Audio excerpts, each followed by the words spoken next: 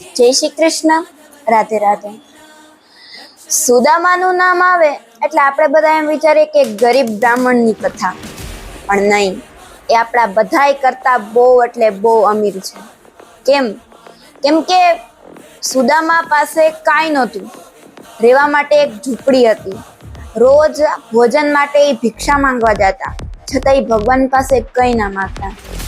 અને આપણી પાસે બંગલા છે, ગાડીઓ છે, રોજ ભોજન જમવા મળે છે, છતાં આપણે ભગવાન પાસે માગ્યા જ કરીએ.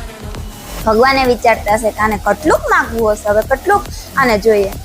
પણ સુદામાજીએ ક્યારેય નથી માગ્યું.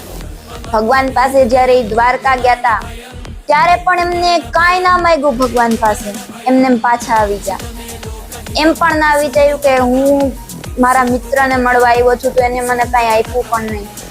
અને આપણે ભગવાન પાસે ગયા નથી કે મળવાનું, ચાલુ મનમાં માગતા જ રહેતા, જ્યાં હોય ત્યાં માગતા જ રહે.